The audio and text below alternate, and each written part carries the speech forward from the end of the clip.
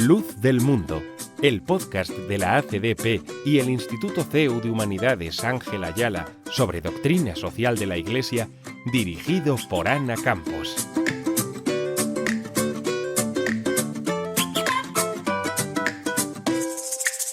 Bienvenidos a Luz del Mundo, donde gracias a la ACDP y al Instituto CEU de Humanidades Ángel Ayala explicamos la doctrina social de la Iglesia. Hoy tengo conmigo a Alberto Bárcena para hablar sobre la globalización. Alberto es profesor de Doctrina Social de la Iglesia, licenciado en Derecho y doctor en Historia Contemporánea. Bienvenido, Alberto. Bien hallada. Muchas gracias por venir. ¿Qué es esto de la globalización? Bueno, la globalización es un proceso ya antiguo, se han dado varias. Precisamente ahora han realizado un documental titulado así, La primera globalización, ¿no? que se refiere a la expansión que tiene Europa, concretamente Portugal y España, en el siglo XV-XVI. Es la unificación mundial a todos los efectos económicos y políticos. España acaba teniendo un imperio a ambos lados del Atlántico. Eso es una globalización importante, en el Pacífico también, solo que el caso español es un poco peculiar porque lo que lleva es sus instituciones, su cultura, su fe. No es un imperio colonial. Yo eso siempre procuro dejarlo claro. ¿Ha habido otras globalizaciones? Por supuesto, pero ahora estamos en un proceso fuerte en el que se ha dado lo que se suele llamar conectividad, porque esa conectividad, esa facilidad de conectar a través de Internet, que ha sido un elemento clave, todos los aspectos de la vida social, político, económica de las naciones, pues claro, nos ha situado ante una realidad diferente. Esa globalización ya es una realidad en muchos sentidos, ¿no? Han ido desapareciendo antiguas empresas que ya no tienen sentido. Pondría un ejemplo muy pedestre, las agencias de viaje, pues nadie se molesta. Las hay, todavía quedan, pero ¿para qué si yo me organizo mi viaje?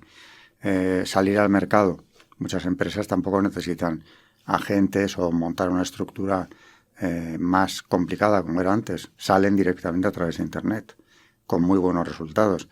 Entonces, en un sentido, la globalización tiene, por supuesto, una repercusión económica que es positiva, que no podemos obviarla, porque ya está ahí y está funcionando, y en lo político, porque ese designio de unir o globalizar políticamente los estados es anterior a esta conectividad económica que ha traído Internet. Cuando Internet irrumpe en el panorama internacional, el proyecto globalista, mundialista, lo llamábamos antes, estaba en marcha desde hacía siglos. O sea, que no es que esto haya traído lo otro, ¿no? Sino que es al revés. ¿Son sinónimos mundialista, globalismo y globalización? No, globalización es un fenómeno que está ahí, que se lleva produciendo siglos. Globalización es la conquista de América, los imperios europeos que van a conocer el mundo entero y llevar una cultura común a ese mundo, con adelantos tecnológicos, etcétera. Eso es globalización. Y globalismo es otra historia. Y globalismo es el término que ahora se emplea para hablar de lo que hasta hace pocos años llamamos mundialismo. Y eso es un proyecto político de alto calado porque aspira a crear un gobierno mundial. Lo cual, por supuesto, tiene peligros o encierra peligros verdaderamente graves, ¿no? Y la doctrina de la Iglesia ha ido avisando en este sentido. También ha destacado lo bueno que tiene esta conectividad, esta posibilidad de llegar a todas partes, ¿no? Incluso desde un punto de vista de evangelización, de búsqueda del bien común, como todo, si se utiliza para bien, tendrá buenos resultados. Pero encierra un peligro que los sumos pontífices han denunciado en ocasiones con una claridad meridiana también. ¿Cuáles son esos principales peligros? Vamos a ver, el principio de subsidiariedad, que es lo que tiene que regir las relaciones dentro de un Estado. Siempre explicamos en clase, yo he sido profesor de doctrina, que hay dos dimensiones, la vertical y la horizontal. Entonces, están por un lado la estructura de poder dentro de una sociedad y están los sujetos que tienen que atenerse a esa estructura. También a veces se interrelacionan, por supuesto, ¿no? Yo puedo formar parte de una estructura y de la otra, de la dimensión vertical y de la horizontal. Pero lo que no puede hacer el Estado, por ejemplo, resumiéndolo mucho, es invadir la esfera privada. Arrebatarle al individuo, pero no solo a él, a las familias, a las asociaciones, a lo que llamamos los cuerpos intermedios, sus funciones propias. porque el cumplimiento de esas funciones es un derecho y es también un deber de la familia, del individuo y de los cuerpos intermedios. Tienen que realizar su función. Aparte de que nadie lo hará mejor si ellos cumplen con sus cometidos como deben hacerlo. El Estado no puede sustituir esto. Y por otro lado, si lo hiciera, y aunque lo hiciera bien, estaría arrebatándoles a estos cuerpos intermedios, a partir del individuo en adelante, esa función propia que necesitan llevar a cabo y a la cual están llamados, por otro lado. ¿Se puede decir, por tanto, que se despersonaliza al individuo y al ser humano? Bueno, se le convierte en un número, se le convierte en un esclavo del Estado y, en definitiva, se le lleva hacia un sistema totalitario. En los sistemas totalitarios, del signo que sean, el individuo desaparece. Al final está todo sometido a la autoridad estatal. Y claro, eso es lo más contrario a lo que la Iglesia defiende, porque el ser humano tiene una dignidad que se manifiesta de muchas maneras, y una de esas maneras, desde luego, es que se le permita cumplir su función, que se le permita desarrollar la libertad con la que Dios le ha creado. Y si eso se le arrebata, desde luego, en un sistema globalista totalitario, pues estamos yendo contra la doctrina. Haciendo referencia a esa doctrina también, Juan Pablo II dijo que la globalización, si bien se mira, es un fenómeno intrínsecamente ambivalente, que a medio camino puede ser un bien potencial para la humanidad, pero que también puede ser un daño social de no livianas consecuencias. ¿Qué consecuencias son estas? Juan Pablo II se está refiriendo precisamente ahí a algo que acabo de comentar. La globalización se puede emplear o puede tener un buen uso, se le puede dar un buen uso, porque claro, nos acerca, nos ayuda en muchos sentidos. Pero el peligro de que eso sea utilizado por las élites económico-políticas, que ya, no es que vayan a hacerlo, es que ya están rigiendo en buena medida el mundo, y los organismos internacionales como Naciones Unidas o Unión Europea nos pueden llevar en una dirección nada deseable, contraria, por supuesto, a la fe. Cuando Juan Pablo II dice eso, yo creo que una de las definiciones que utilizo mucho y que es del magisterio de la Iglesia es la de su inmediato sucesor. Benedicto XVI, en la encíclica Caritas in Veritate, creo que lo explica muy bien cuando dice: para no abrir la puerta a un peligroso poder universal de tipo monocrático, el gobierno de la globalización debe ser de tipo subsidiario, articulado en múltiples niveles y planos diversos que colaboren recíprocamente. La globalización, aquí reconoce una realidad, necesita ciertamente una autoridad en cuanto a que plantea la consecución de un bien común global. Sin embargo, dicha autoridad deberá estar organizada de modo subsidiario y con división de poderes, tanto para no abrir la libertad como para resultar concretamente eficaz. Pero yo me quedo con la frase inicial: para no abrir la puerta a un peligroso poder universal de tipo monocrático.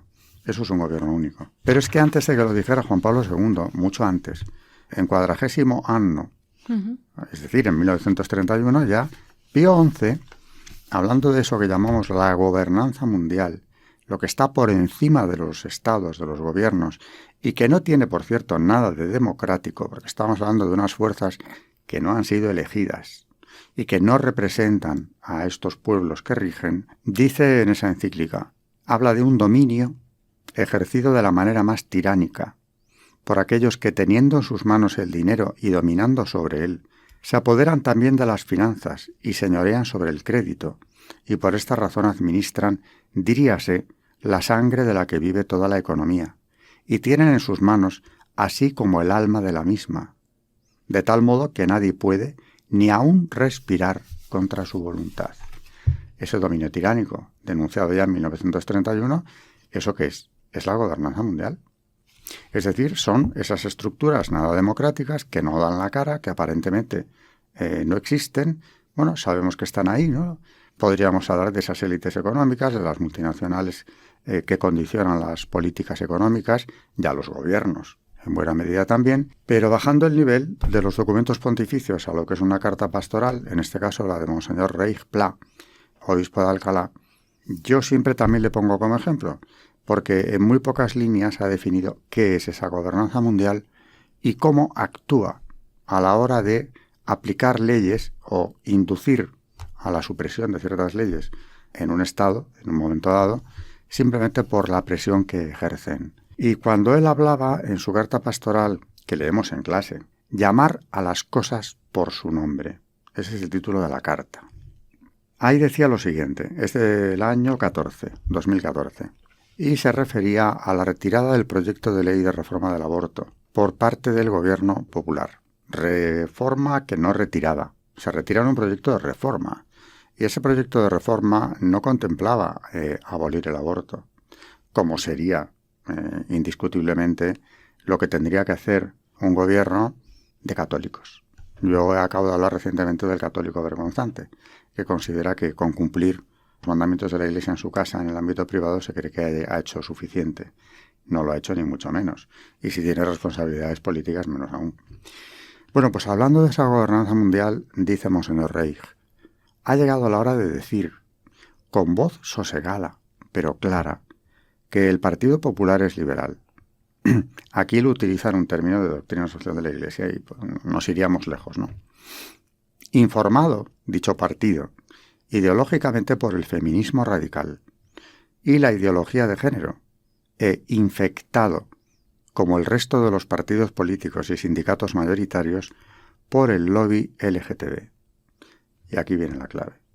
Siervos todos, a su vez, de instituciones internacionales, públicas y privadas, para la promoción de la llamada gobernanza mundial, al servicio del imperialismo neocapitalista, que ha presionado fuerte para que España no sea un ejemplo para Iberoamérica y Europa de lo que ellos consideran un retroceso inadmisible en materia abortista.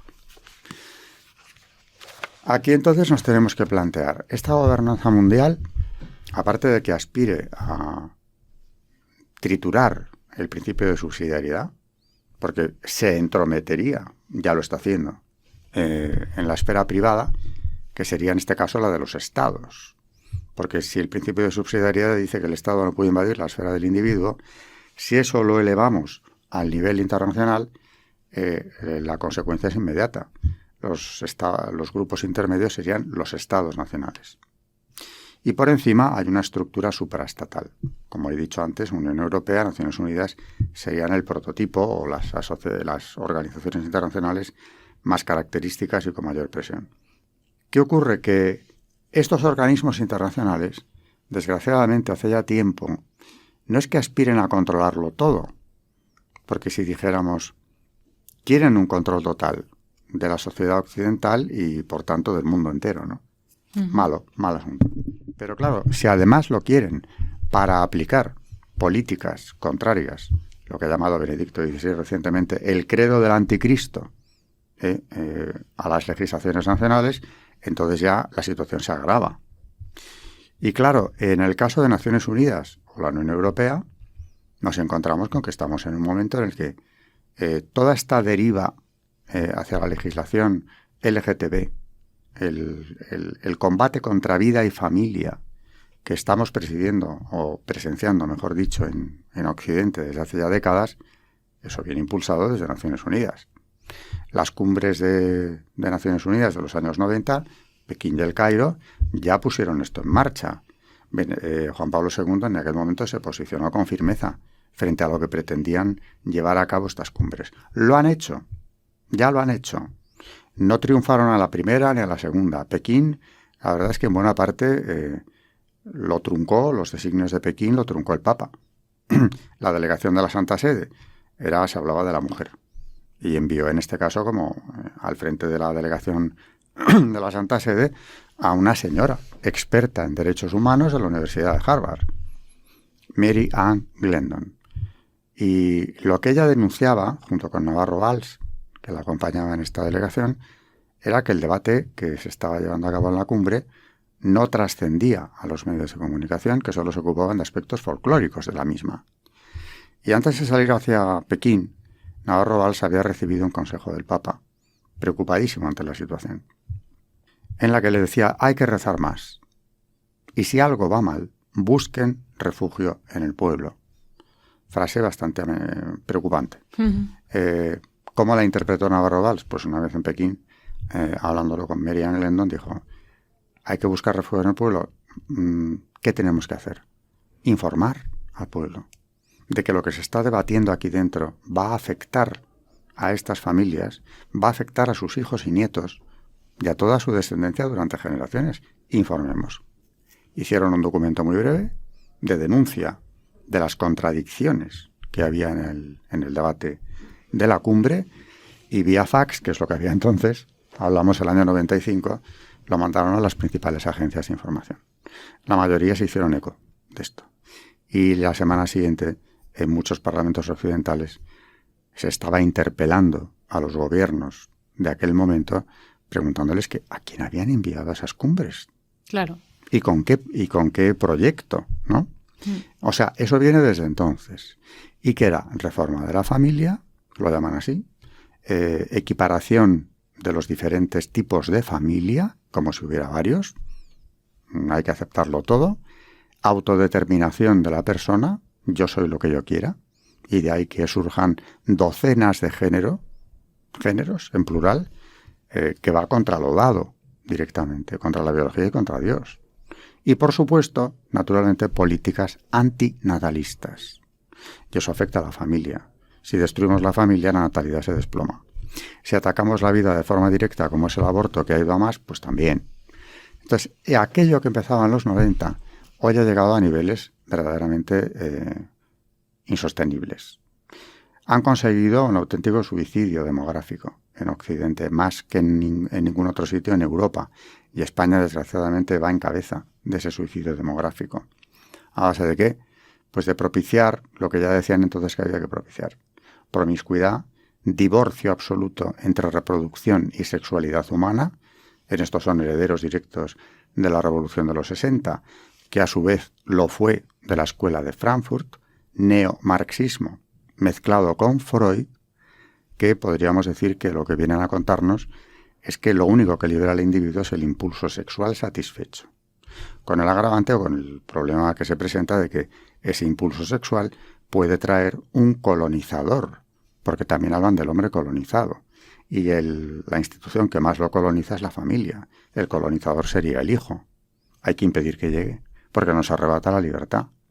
Es decir, que estamos en presencia y la gente no se ha enterado, no ha logrado tener acceso a esta información porque se ha ocultado todo lo posible. Estamos asistiendo a la revolución antropológica más importante que se ha dado en Occidente jamás, desde que el cristianismo se convirtió en la religión del Imperio Romano. Alberto, hablábamos justo antes del programa que no es fácil informarse sobre este tema. Efectivamente, la información es escasa y hay que rebuscar mucho. ¿Alguna lectura que nos recomiende para profundizar en ello y sobre todo también para poder informarnos? Porque muchas veces hablar de estos organismos a nivel internacional, mucha gente lo considera conspiranoico. Pues hay que ir a los textos fundamentales, ¿no? Por ejemplo, el informe Matic. ¿Le suena el informe Matic siquiera? No, por desgracia no. Ah, que no. Claro, ya se ocupan ellos de que esto no tenga difusión. Este informe fue aprobado en julio de 2021. Este informe, que lleva el nombre del diputado croata que lo presentó y fue aprobado en el Parlamento Europeo, presenta dos aspectos terriblemente preocupantes. Uno, vuelven a la carga con la declaración del aborto como derecho universal, ni casos ni supuestos. Es un derecho que se ejerce y punto. Y en algunos estados, concretamente en Estados Unidos, donde también hay mucha resistencia, pero ya en algunos estados el aborto se puede practicar hasta el 9º mes, hasta que llegue a término. La Unión Europea dice lo mismo a través del Parlamento Europeo. Y hay otro aspecto que también hay que denunciarlo que contiene dicho informe, que es la supresión, es más, la penalización de la objeción de conciencia, que hasta ahora más o menos se respetaba. Pero este informe lo que dice es que la objeción de conciencia es equiparable a la dejación de una asistencia de vida.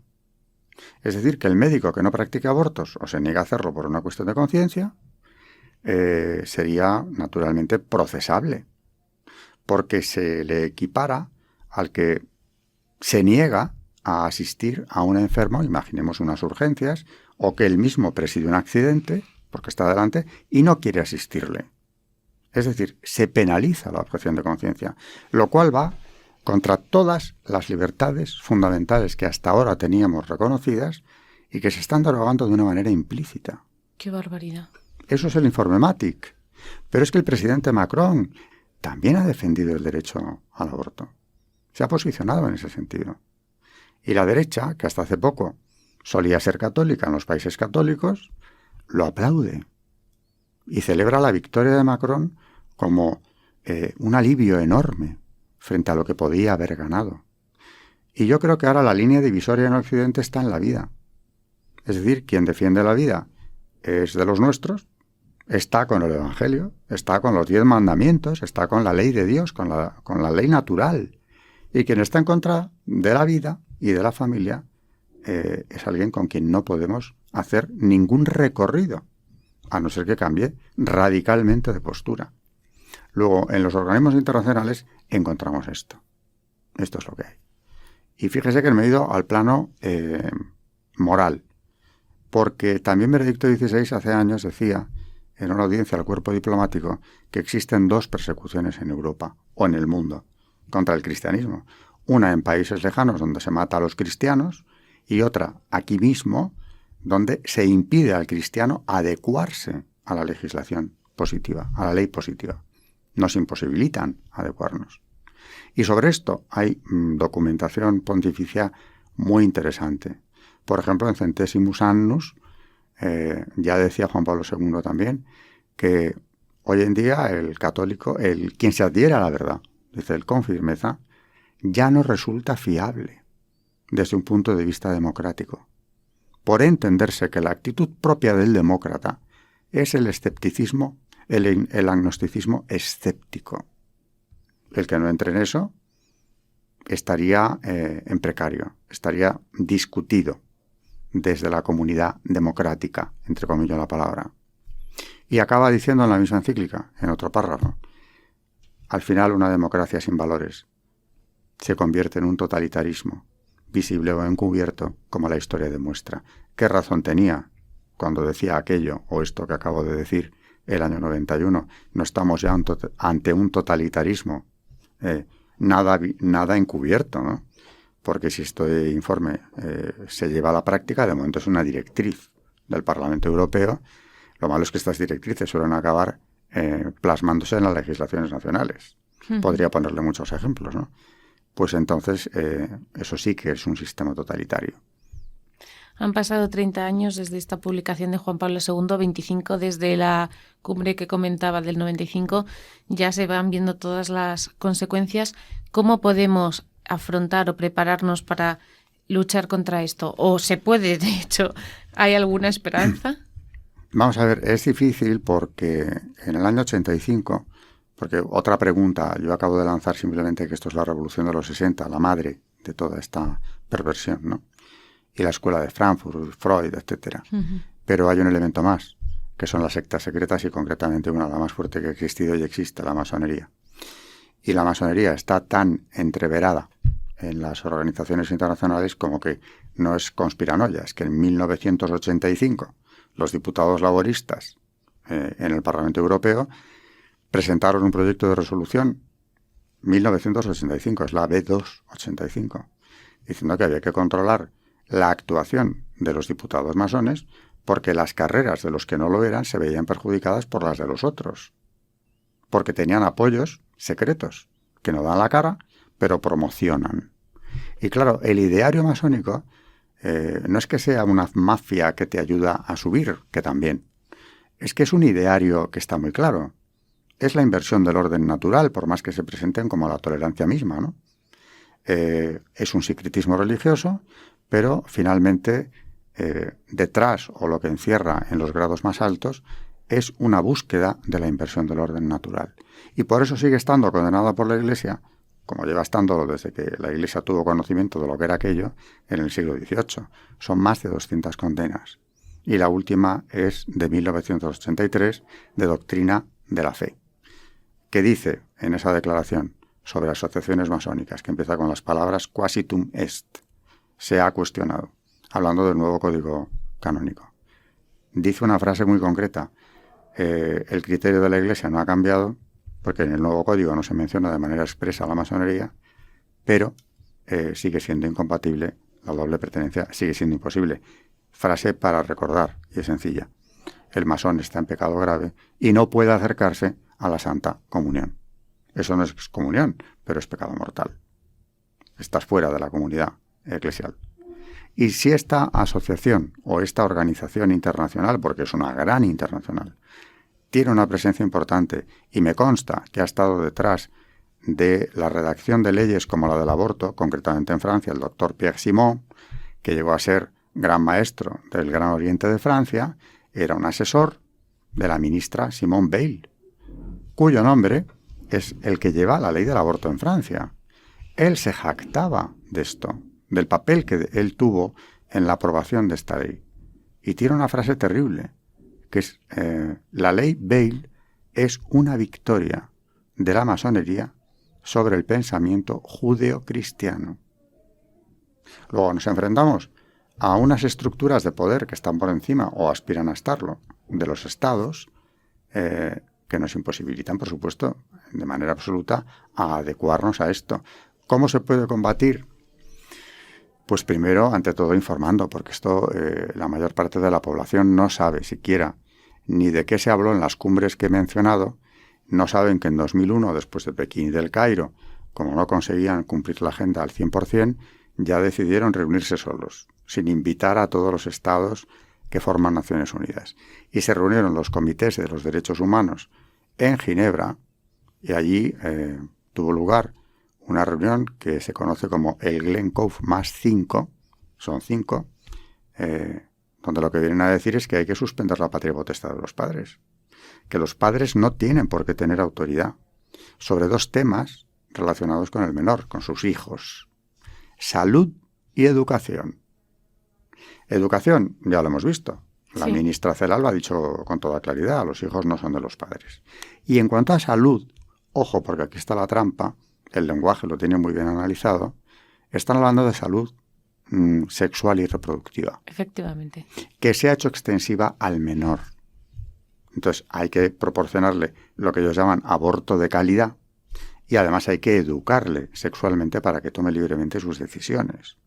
Lo cual implica que hay que meter en las escuelas formación en esta ideología de género, que es la que les va a hacer libres. Y eso va contra los derechos de la familia, que también en doctrina están clarísimamente expresados. Y uno de ellos, evidentemente, el primero de los derechos de la familia, es el poder educar a sus hijos en sus creencias, valores y tradiciones. Usted no puede arrebatarme a mi hijo, quitarme a mí un papel fundamental, que además es mi deber y mi derecho, y formarle en unos principios o en unos valores absolutamente incompatibles con los míos. Dudas de los oyentes. Esto va en la línea de la pregunta que nos mandaba Patricia a comunicación@cdp.es, que nos decía que cómo debemos actuar los cristianos cuando la globalización, en lugar de poner al hombre en el centro, toma medidas contra el propio ser humano. ¿Cómo debemos actuar? Estaba diciendo, hay que informar todo lo posible sobre esto.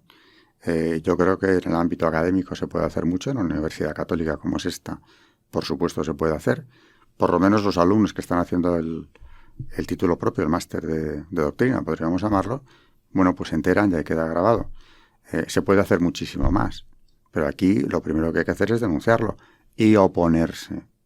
En la medida en la que una universidad puede oponerse, y además no estaría sola, porque hay otras universidades católicas, y yo quiero pensar que incluso otras que no lo son, al menos confesionalmente, se incorporarían a esta resistencia, por una cuestión no de fe, sino de razón. Y fe y razón van unidas. Fides et ratio, la encíclica de Juan Pablo II, son las dos alas que nos elevan a la contemplación de la verdad. Luego, alguien que no sea católico, o que esté incluso alejado completamente de la fe, por la simple razón, debería defender que esto no se aplique. Porque, ¿cómo vamos a hablar de derechos humanos y defenderlos cuando los más esenciales están siendo pisoteados? Ya no digo la vida, que es el principal de los derechos pisoteados. Estamos asistiendo impasibles al mayor holocausto que se ha producido nunca, y en el que se dan además todas las circunstancias agravantes que el delito de asesinato contempla. Todas las circunstancias agravantes. Y ante esto ya hemos ido asumiéndolo, porque va transcurriendo el tiempo y cada vez el silencio es mayor. Aisladamente, de vez en cuando, aquí y allá se oye alguna voz que todavía nos recuerda que esto es imposible. Pero ya no hay una resistencia sistemática como la que deberíamos de presentar la Iglesia. Iglesia somos todos, ¿no? Y permanentemente estar denunciando el genocidio al que estamos asistiendo y colaborando con él, porque se paga con nuestros impuestos, por cierto. Y esto está salpicando, y lo he dicho ya en otras ocasiones, a toda nuestra civilización, porque todos estamos implicados en esto. Y por otro lado, aparte de la denuncia y de la movilización que desde la universidad hay que impulsar, concretamente en esta asignatura de doctrina se puede hacer mucho. A nuestros alumnos se les puede ayudar enormemente a abrir los ojos de nuestros alumnos. Y por otro lado, claro, este combate, acabo diciéndolo siempre, es sobre todo espiritual. Hay que rezar mucho para que esto termine. Y por otro lado, a la hora de hacer esas movilizaciones también de oración, ahora fíjese que se penaliza a las personas que van a rescatar a los abortorios, a las madres que van allá a deshacerse de sus hijos. El mero hecho de rezar, no ya abordarlas, rezar porque no hagan eso, ya se quiere tipificar como delito. ¿Están en ello? Sí. Bueno, pues ante esto no hay que acobardarse, porque yo creo que más miedo nos tiene que dar que todos nos vamos a enfrentar a un juicio particular. Eso es seguro, antes o después. Y más miedo que nada nos tiene que dar eso. Porque ahí se nos van a pedir cuentas. Y algunos de los peores pecados de los que se nos van a pedir cuentas son de omisión. Nos tenemos que despedir, me encantaría seguir aquí. Le invitaremos a próximos capítulos para poder profundizar más en este tema porque da para mucho. Muchas gracias, Alberto. Gracias a ti. ¿Quieres recibir una formación sólida en doctrina social de la Iglesia? Si quieres profundizar en el conocimiento de los grandes temas que afectan a la vida, a la familia, la sociedad, la política y la economía desde las orientaciones de la Iglesia Católica, si quieres un enfoque interdisciplinar, si te gustaría adquirir competencias para el análisis, la argumentación y el diálogo social desde la identidad cristiana, solicita información del título de Experto en Doctrina Social de la Iglesia en www.angelayala.cu.es.